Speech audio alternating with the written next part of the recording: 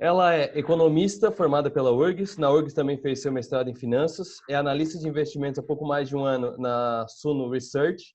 3 anos de experiência no Sicredi. O Sicredi é grande companheiro nosso aqui da Som Maior do 48. E tem experiência, inclusive, na gestão pública. Isso a gente vai falar mais para o fim da entrevista. Eu vou conversar agora com a Gabriela Mosman. Gabriela, muito obrigado pela atenção. Boa tarde. Boa tarde, eu que agradeço. Gabriela, tu tem uma participação bem interessante nas redes sociais, tanto em podcast, que tem o No Bolso e na Bolsa, podcast da Suno, quanto os teus vídeos mesmo. E dá para ver que tu tem dois focos principais, que são finanças pessoais e fundos de investimento. E o que me chama a atenção, eu gosto muito de acompanhar esse tipo de material no YouTube principalmente, é que os fundos de investimento, eles são pouco falados. E muitos, como por exemplo o Breno Perrucho, ele fala que eu não invisto em fundos porque eu pesquiso, mas você deve investir. E tem vários que dizem, eu não faço, mas você deve fazer. Por que investir por fundos de investimento? O que ganha e o que perde quando tu delega o teu dinheiro, a gestão da tua economia, a gestão do teu investimento para uma outra pessoa? Então, o que acontece são diversas desinformações e eu acho que muitas questões conflitantes e que vamos tentar resolver por aqui, tá? Primeiro, a gente tem mais de 18 mil fundos de investimento no Brasil, tá? Isso é muita coisa. São todos eles que são bons? Não. Só tem uma luz aqui, assim. Mas são todos eles que são bons? Não. A grande maioria não, tá? Então, existem muitos fundos que não são bons e antigamente, por não ter conhecimento financeiro, assim, muito consolidado, as pessoas não ter tanto contato isso, muita gente acabava entrando em produtos ruins, tá? Mas existem fundos muito bons também. O que vai acontecer? Existem muitas pessoas, principalmente esses influenciadores, pessoas que passam informações pela internet, que tem tempo para fazer suas pesquisas, para buscar suas informações, para escolher os seus próprios ativos, coisas que outras pessoas não têm. Vamos pensar o seguinte, o que um bom fundo de investimento faz? Você vai ter uma equipe com diversos profissionais, gestores, pessoas altamente qualificadas que ficam ali um bom tempo buscando os ativos, compondo uma boa carteira de investimento. Você talvez tenha tempo e dedicação e interesse em fazer isso. Muitas pessoas não têm, não podem realmente ficar passando o tempo todo buscando seus investimentos para compor uma carteira de investimentos e elas preferem terceirizar isso e tá tudo bem. Porque vamos lá. Eu, Gabriela, sou uma pessoa normal, quero investir meu dinheiro, tenho lá X reais. Como é que eu faço para investir? Ou eu posso simplesmente encontrar um bom fundo de investimento, que encontrar esse bom fundo é muito mais fácil. Você pode ir numa corretora, tem algumas opções, é muito mais simples, você só escolhe esse fundo de investimento e vai fazendo essas aplicações lá, o gestor vai escolher os ativos.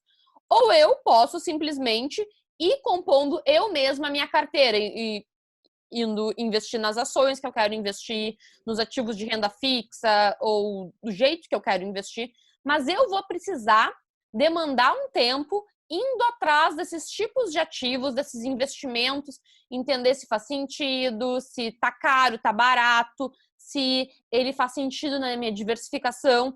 E isso muitas pessoas, às vezes, não têm tempo e interesse para fazer.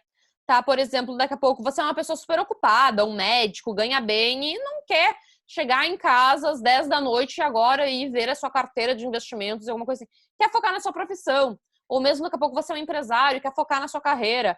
Ou mesmo você nem é tão demandado assim, mas você não gosta. Você gosta de outra área, você gosta de estudar sobre outra coisa. Então é muito dessa questão de você não querer demandar tempo ou não querer demandar interesse também. Porque é uma coisa que eu falo, né? Nosso dinheiro, todo mundo tem que cuidar um pouquinho dele, tem que ter o mínimo de interesse para saber onde investir, ter questões de planejamento financeiro, de gastar menos do que ganha, ter todo esse contato mesmo de finanças básicas. Só que você não precisa ser um especialista, você não precisa ser um profissional para entender de ações ou dos investimentos, para fazer o melhor investimento. Você talvez só precise realmente buscar um bom fundo de investimento e aplicar o seu dinheiro lá. Agora a gente volta a uma outra coisa. Gabi, como é que eu identifico um bom fundo de investimento, né? Porque já separamos aí essa questão do eu faço minha própria carteira, mas eu faço fundo de investimento, então tem essa confusão. Existem fundos e fundos, né? Sim. Porque muitas vezes a gente vai estar no nosso banco, seja uma grande instituição financeira, eles só vão ofertar os próprios fundos de investimento deles. Por isso que muitas vezes a gente entra naquela questão de busque uma corretora de valores, porque você vai ter fundos de gestoras independentes. Então, se você tem sua conta no banco no Itaú, você não vai ficar preso só aos fundos de investimento do Itaú. Se você tem uma conta de banco no Santander, você não vai ficar preso só aos fundos de investimentos do Santander. Então, você pode ir numa corretora de valores e buscar outras opções, tá? Nessas corretoras, geralmente os produtos que tem lá, eles são produtos já muito melhores. Como identificar um bom fundo de investimento, eu pergunto? É muito bom você buscar algum histórico de pelo menos 3 a 5 anos para identificar se aquilo é um pouco mais sólido, se ele vai aí, é um fundo de investimento que tem retornos um pouco mais constantes, busque conhecer a gestora, entra no site, conhece o background da gestora, de quem são os sócios, quem são os gestores, entra em contato, manda e-mail. Então faz um pouquinho mais desse trabalho e não é muito difícil, tá? É só a pessoa ter um pouquinho mais de interesse e tentar desvincular simplesmente aquele nome que tá no site da corretora, que vai ser o nomezinho ali do fundo de investimento, tentar personificar isso um pouquinho mais. Vai lá no site, entende como é que você entrar em contato. Eu tô tentando fazer uma coisa muito mais pessoal, tá? Sim. Não simplesmente eu aqui jogar números de o que é o índice de Sharpe, alguma coisa assim, mas alguma coisa um pouco mais factível para a pessoa. Para não parecer que tu tá colocando dinheiro numa caixa fechada, é para saber na mão de quem que tá indo teu dinheiro, mais ou menos isso. Porque qual que é o limite isso aqui? Você tá pegando o seu dinheiro e dando para outras pessoas gerir por você. Então, você tem que ter essa confiança e esse contato, tá? Porque existe um benefício, principalmente em fundos de ações, que é um benefício tributário. Porque o que acontece? Se você faz a sua própria carteira de investimentos e você começa a comprar e vender ativos, você vai ter que pagar imposto quando você vende esses ativos com lucro. Tá? E principalmente quando você começa a ter um patrimônio um pouco maior, que é o objetivo, acredito que todo mundo quer ter um patrimônio um pouquinho maior aí, e vai ter que pagar esse imposto. Quando você tem um investimento num fundo de ação, o gestor, ele pode ter lá milhões, bilhões de reais sobre a gestão, ele pode comprar, vender, fazer as movimentações, e ele não paga nada de imposto.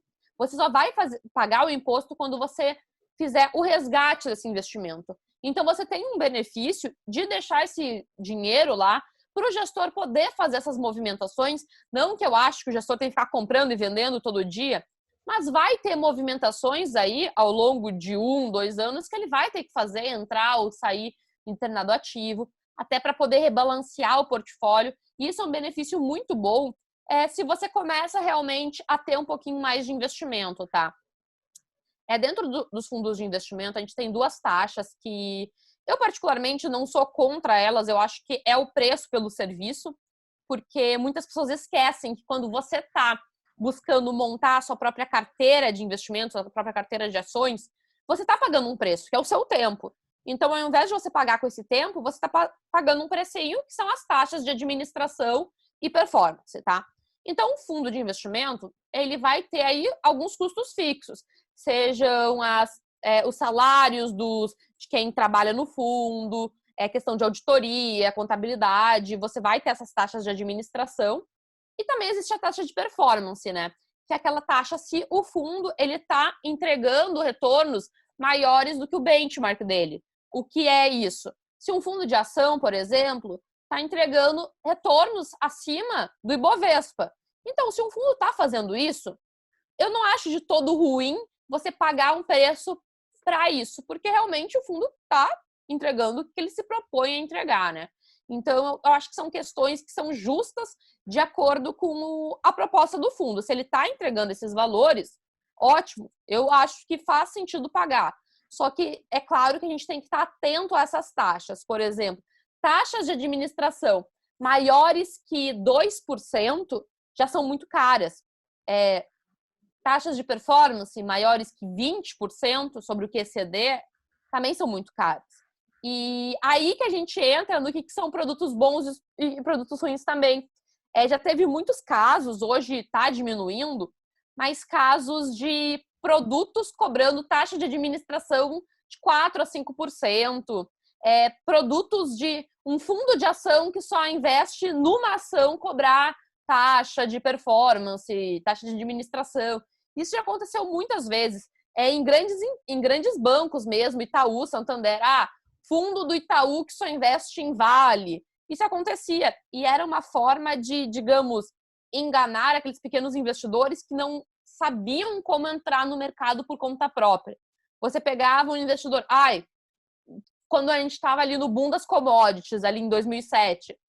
Só quero comprar Vale, mas não sei como. Olha aqui esse fundo de investimento que investe em Vale. Daí vai lá o investidor que não entende nada, entra e acha que está ganhando dinheiro, mas na real está perdendo dinheiro, né? Porque está pagando um monte de taxa, sendo que ele não precisaria estar pagando isso se ele comprasse diretamente na bolsa somente Vale.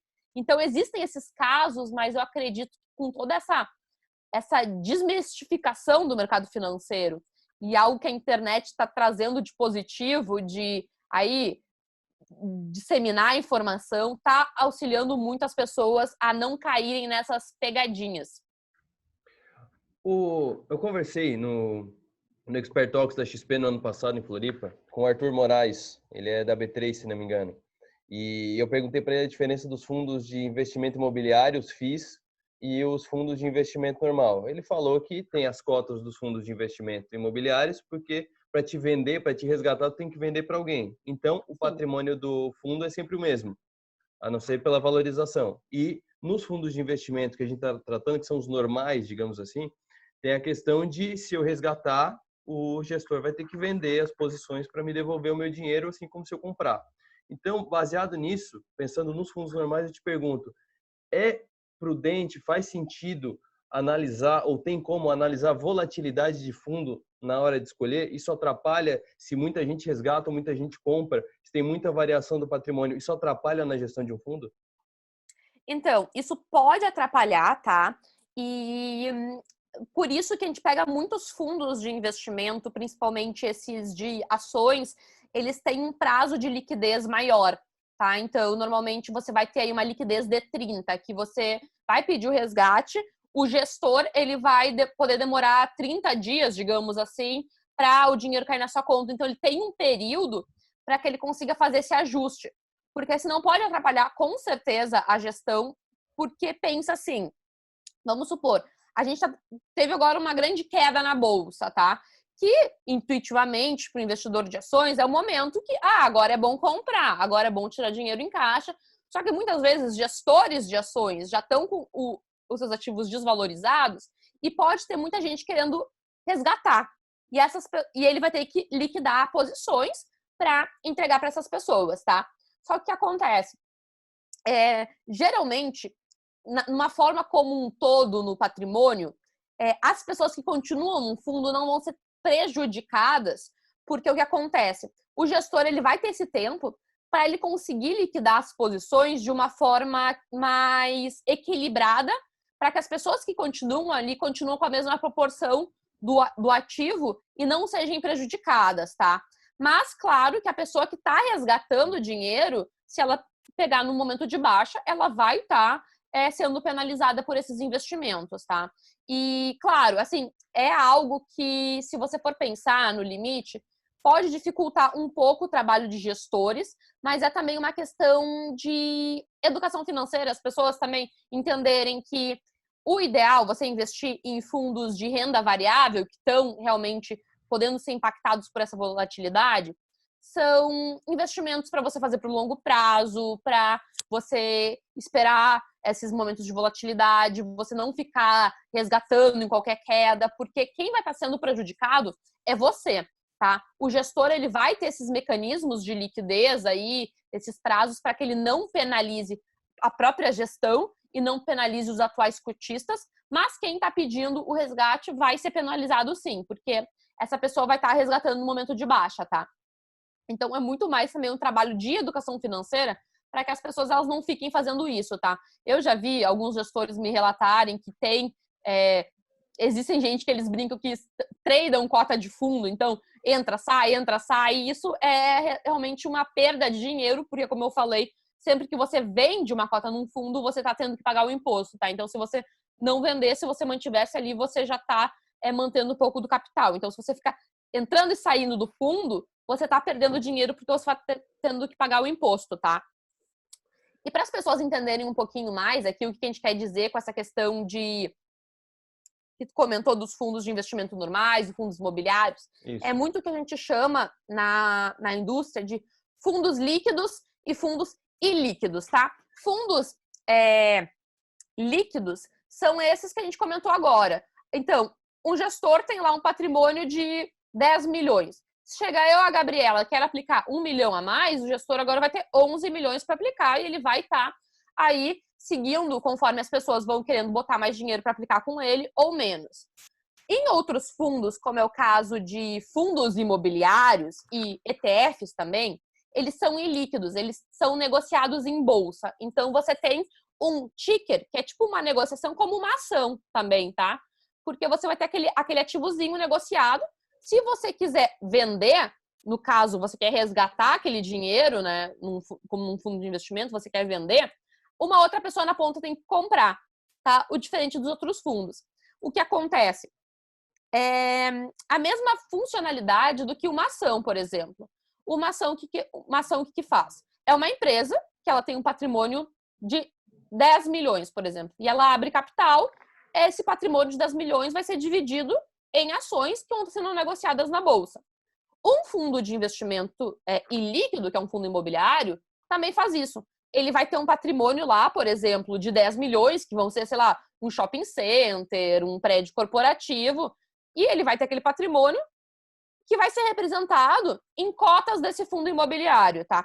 Então, só para as pessoas entenderem um pouquinho mais, porque eu sei que muita gente que não está tão acostumada, às vezes tem essas dúvidas e eu tento sempre explicar de diversas maneiras diferentes, porque a gente vai tentando explicando até que pega a explicaçãozinha na cabeça das pessoas. Então, é basicamente essas as diferenças. E sobre os tipos de fundo, vamos lá, o que é mais divulgado? Tem os fundos cambiais, os fundos de inflação, os fundos de ação, os fundos de renda fixa, e o que eu quero que tu explique melhor, que parece, à primeira vista, um vale tudo, dá até uma insegurança de saber o que está sendo feito, é o multimercado, porque parece que é um pouco de renda fixa com um pouco de ação. Como é que eles funcionam e tem perfil para cada um ou depende da situação da pessoa? Sim, existem diversos tipos de fundos de investimento, existem diversos fundos para cada finalidade, tá? Mas, de uma forma simples, todos eles vão funcionar como a gente explicou agora. Vai ser um gestor captando dinheiro e investir conforme, né, a estratégia dele. A gente, em cada um desses fundos de investimento, vai ter um regulamento. Dentro desse regulamento vai estar explicado, mais ou menos, aonde esse fundo pode investir, os limites que ele pode investir. E dependendo dessas definições, ele vai ser caracterizado como uma desses critérios que comentou. E muito disso vai seguindo determinações até para caso da questão tributária, tá? Então, a gente vai ter aí fundos de renda fixa, são aqueles que vão investir. Existem algumas definições dentro do renda fixa, mas vão ter aí pelo menos, no mínimo, 80% investindo em ativos de renda fixa. Um fundo de ação tem que ter, no mínimo, 67% em ativos de inflação, em ativos de renda variável, tá? Em ações ou ativos desse segmento, assim, ou, por exemplo, pode ser algum derivativo que dê a característica de uma ação. Fundos cambiais vão estar em ativos atrelados ao câmbio. Fundos multimercado já vão ser aqueles livres, que vão poder investir no que eles quiserem. Mas mesmo assim, esses fundos multimercados, eles vão ter, dentro do regulamento dele, cada fundo, geralmente tem a sua especificação, porque eles cada fundo é como uma pessoa diferente, tá? Então, ele vai ter algumas características, mas ele vai ter mais o que ele tá com a finalidade. Então, a gente tem fundos multimercados que são muito mais caracterizados parecido com renda fixa. Alguns muito mais como caracterizados de ações, outros realmente seguindo alguma outra característica específica. Então, isso vai ser do tipo de fundo em si, tá? Então, não é só porque um fundo é multimercado que vale tudo, mas é porque, assim, é uma característica que permite tudo, mas no regulamento dele vai ter essas definições. Então, a gente vai ter, por exemplo, alguns fundos que são caracterizados, por exemplo, esse é um fundo multimercado que ele é long short. O que ele faz? Ele está basicamente em ativos de bolsa, renda variável, tentando ter posições compradas, vendidas, tentando fazer mais alguma característica parecida com a bolsa. Tem outros fundos multimercados que eles são muito mais atrelados a ativos de inflação ou até crédito privado, ele tem características muito mais de renda fixa. Tá? Então, tudo isso está dentro dos próprios regulamentos, mas só para a gente identificar, é tudo multimercado, mas eles podem se diferenciar um pouquinho. A gente falando aqui na parte de perfil de investidor, todo tipo de fundo de investimento, ele pode ser investido por todo tipo de investidor. O que vai mudar é o quanto aquele fundo de investimento está representando na carteira desse investidor. Porque um investidor mais conservador, ele pode investir em ações. Só que ele tem que ter uma parcela de ações muito menor na carteira como um todo. Ele pode ele mesmo ir direto no mercado, comprar ações ou investir no fundo de ações. Mas o ideal é que ele fique aí entre uns 10% a 30% em ações, tá? Isso, claro, vai muito de caso a caso, da pessoa a pessoa, e não é algo rígido, né? A pessoa ela tem que ter esse conhecimento e entender que quanto mais ela estiver disposta a ela ir conhecendo, ela pode ir flexibilizando isso, ela tem que fazer um exercício de autoconhecimento para ver assim, será que eu estou muito exposta em ações? Será que eu aguento essa volatilidade ou não? Então é um exercíciozinho mais de autoconhecimento. Mas aí, quem é moderado pode ter até 50% em ações, quem é conservador, agressivo pode ter mais. Mas isso é muito de perfil para perfil, tá? Lembrando que todo mundo tem que ter a sua reserva de emergência, que é renda fixa, Tesouro Selic, pode ser um fundo de investimento em renda fixa, mas algo bem seguro, bem conservador, que eu nem gosto de falar de reserva de emergência como investimento. Eu gosto assim, reserva de emergência você tem que ter aquilo e tá fora dos seus investimentos. Agora vamos pensar em investimento conforme o perfil, né? Porque senão muita gente esquece e começa, não, mas onde eu posso contabilizar mais isso? E não, vamos ignorar isso aqui, falar do perfil agora. Mas uma pessoa que é mais conservadora, ela pode ter aí um pouquinho de renda variável, com certeza. Por exemplo, ela pode ter 30% em ações e 70% em renda fixa. Ou daqui a pouco ela pode ter 60% em renda fixa, 30% em multimercado e 10% em ações. Então, vai um pouquinho disso, assim. Você pode diminuir um pouquinho a sua renda variável, ações, se você colocar um pouquinho mais em multimercado. E vai muito das características também, porque existem fundos de ações e fundos de ações, né? Tem fundos de ações que operam alavancado. Então, eles ficam aí digamos, endividados para tentar ter ganhos maiores. Tem outros fundos que não, então esses não são tão arriscados. Então, vai muito de cada tipo de investimento, que daí você vai ter que ir olhando um pouquinho mais a fundo. Mas, de novo, tá tudo escrito no regulamento. Eu sei que é um pouquinho chato, porque é um monte de, parece que é juridiquês, mas é importante a pessoa, pelo menos, dar uma olhadinha ali para ver do que tá falando, entender sobre o que é. Se tem dúvidas, de novo, vai no site do fundo de investimento, entra em contato lá com a RI. Então, tem muita gente que realmente está disposta a esse tipo de assessoria mesmo. Gabi, e tu tá há 1 ano e 2 meses na Suno como analista de investimentos. Eu já ouvi alguns, o Thiago Salomão já falou, a própria Bettina Rudolph, a polêmica Bettina do 1 milhão e tanto, falou também que por eles serem assessores de investimento, indicarem investimentos, eles não podem investir em ações, mas eles podem investir em fundos. Inclusive, eles, em alguns momentos, eles até falam, eu tenho um pouco aqui, um pouco ali e tal, e falam os nomes dos fundos. Tu é analista de fundos. Tu pode investir em fundo, pode investir em ação? Como é que isso funciona na tua rotina? Sim, então o que acontece, tá? O fato de eles não poderem investir em ações é muito mais uma questão da empresa que eles trabalham. Porque o que acontece? Por exemplo, qualquer empresa que dá recomendação de investimentos, ela vai ter algumas limitações dos seus integrantes, digamos, colaboradores, na questão de poder comprar ou não. Eu vou dar o exemplo aqui da Suno, como que funciona seguindo a norma da CVM, tá? Porque a CVM possui essas normas para poder cuidar do mercado e que não tenha, por parte de empresas como a Suno e essas outras empresas, não tenha manipulação de mercado, tá? Então, por essas empresas que essas pessoas que eu citou serem muito maiores do que a Suno atualmente, em termos de número de funcionários, às vezes somente limitar, você não pode comprar os ativos, facilita. O que acontece?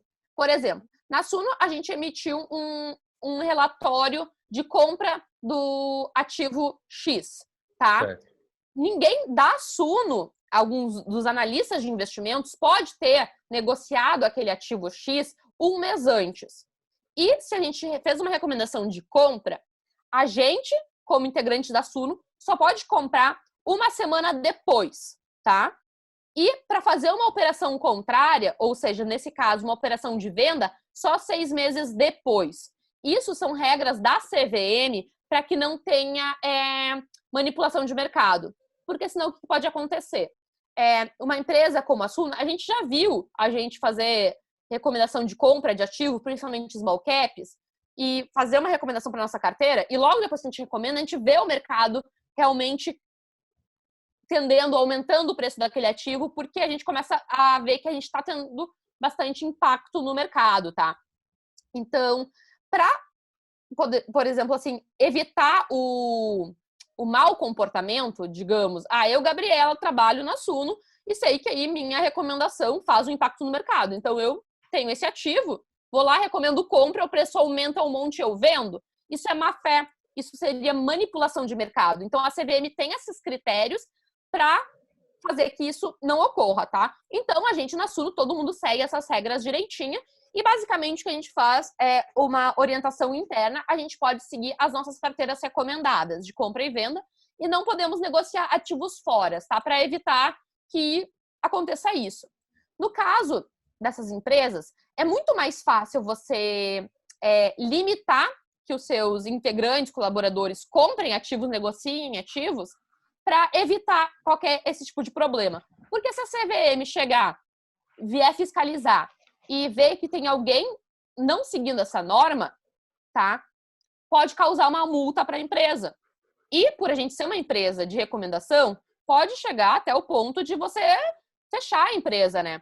Então, muitas dessas pessoas têm contratos que não pode ser negociado, ativo fora, ou tem essas regras para que, se a CVM bater e eles pegarem que uma pessoa está fazendo isso, vai causar na pessoa diretamente, porque está no contrato dizendo que a pessoa não pode, entendeu? Então, é uma forma dessas empresas blindarem também a manipulação de mercado. Eu sei que para algumas pessoas que às vezes não conhecem tanto, pode parecer um pouco estranho, difícil de entender, mas é uma forma de proteger os pequenos investidores, porque são as pessoas que sofrem com isso, né? Porque você tem que acreditar tanto na empresa que está recomendando os investimentos, quanto no próprio mercado, que ele está operando em boa fé, que ninguém está manipulando, que não tem inside trading, não tem diversas essas questões éticas, que até quando eu fiz, por exemplo, eu sou analista CNPI, certificada, tem toda uma questão ética que você faz, você tem esses códigos de conduta que eu assino de acordo com a PMEC, eu acabo tendo meu trabalho vinculado, eu dou registro na PMEC, estou de acordo com todas essas normas para poder ser uma analista certificada, porque sim, pode ter muito problema e a gente tem que estar aí tendo esse órgão supervisor para que tudo vai estar agindo segundo os conformes, tá? E por que, então, esses profissionais eles podem investir em fundo de investimento? Porque fundo de investimento não tem essa questão de manipulação de mercado. Vai estar o gestor lá, ele é independente, ele não é da minha gestora, ele não é da minha empresa, tanto que a própria empresa, ela não, por exemplo, Suno não tem uma gestora de fundos de investimento nem nada, são coisas independentes. Então, se eu aplicar no fundo X e ele estiver comprando a mesma empresa que eu estou recomendando, não tem problema, porque, assim, teoricamente, né, não tem nenhum vínculo. Se ele, por acaso, está utilizando o meu relatório para embasar decisões dele, eu não sei, tá? Eu não tenho vínculo. Eu não sei se está chegando, então é uma coisa totalmente independente, então não tem conflito de interesses. A gente também pode investir tranquilamente nos próprios ativos que a gente recomenda, porque faz sentido. Se eu chegar para você e dizer, Arthur, ativo X, a esse preço que está hoje, com até preço teto, é uma boa opção de compra. Eu comprar esse ativo também é o que a gente chama skin in the game, né? Tipo, eu tô dizendo para você, tô recomendando para você que é um investimento bom, eu também quero fazer isso. Então, não tem nada, nenhum problema. Até eu acho que faz jus. E essa é a filosofia que a gente tem na Suno, né? Então, a gente acaba só investindo nas nossas próprias recomendações em termos de ações e fundos imobiliários. Porque é o nosso próprio skin in the game, né?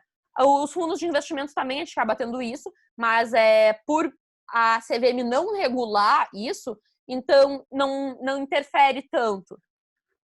Deixa eu só fazer um disclaimer, como o pessoal do mercado financeiro fala. Para quem não está muito acostumado, a CVM é a Comissão de Valores Mobiliários, que é quem regula o mercado. É como se fosse o Inmetro do mercado financeiro.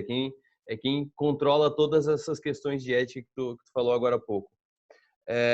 Para fechar a entrevista contigo, tá uma baita entrevista. Muito obrigado pela atenção. Eu que agradeço. Eu quero ouvir a tua história na Comusa. A Comusa, que a gente aqui de Santa Catarina não conhece, mas para relativizar, é como se fosse a Casan, é a empresa de água do município. Samay, na verdade, a gente usa mais aqui na região, em alguns municípios, é a empresa de água de Novo Hamburgo. Tu foi diretora da Comusa, da empresa de água de Novo Hamburgo, por 9 meses. Como é que tu foi parar lá? Por que tu foi parar lá? E como é que foi essa experiência para ti? Então, eu fui diretora, Comusa é uma autarquia, né? Então é responsável pelo saneamento, água, tratamento de esgoto, tudo em Novo Hamburgo, a minha cidade natal, tá? Até eu tô aqui aproveitando nessa quarentena, vim aqui onde meus pais moram. O que acontece? Eu fui fazer faculdade, trabalhei em banco, no mercado financeiro, fui morar um tempo fora, fiz mestrado, comecei a fazer doutorado e eu fui alterando muito a minha carreira em diversos segmentos, até para me descobrir e descobrir o que eu queria fazer. E eu sempre fui uma pessoa que, não assim que gostar de política, mas eu tenho minhas ideologias, minhas crenças, não convém aqui falar sobre, mas algumas questões que eu sempre questionei e me surgiu essa oportunidade, perguntaram aqui, tinha tido uma troca de governo aqui na minha cidade, eles estavam buscando pessoas com um bom currículo e, incrivelmente, em Novo Hamburgo, eles não estavam encontrando uma pessoa com um currículo como o meu, no termo financeiro, e eu estava só fazendo um doutorado mesmo, só estudando, focando nisso. E surgiu a oportunidade, quiseram me colocar, e eu pensei, por que não? Vamos ver como é que é. Eu nunca tive essa experiência de setor público, nunca soube como era uma empresa do setor público, já trabalhei em setor privado, e eu queria entender toda essa questão de como funciona a burocracia, a questão de produtividade, então todo esse contexto. E até porque também era muito perto da minha casa e facilitava toda a questão, assim, de eu poder facilitar meus estudos.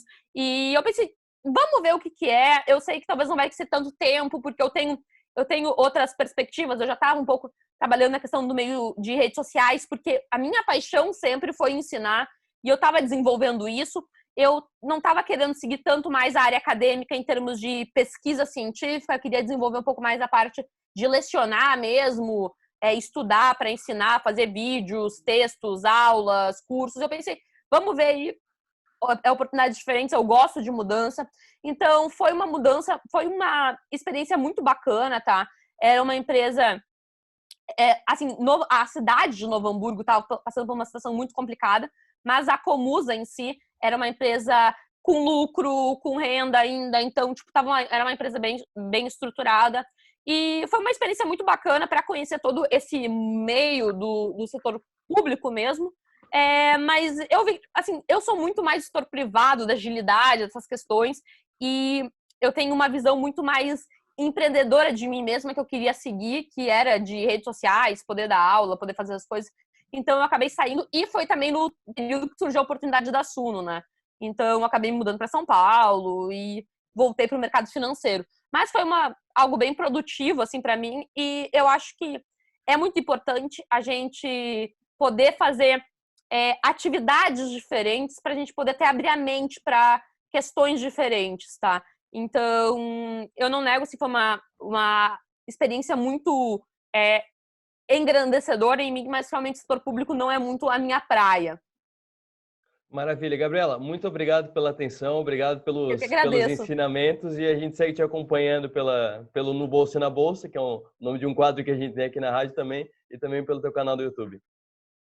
Muito obrigada, agradeço a todo mundo. E, gente, quem quiser, eu já deixo aqui também, eu tenho no meu Instagram, @Gabriela Mosman, no YouTube, @Gabriela Mosman, sigam lá, mandem mensagem, vai ser um prazer aí saber que vocês me conheceram por causa aqui do programa.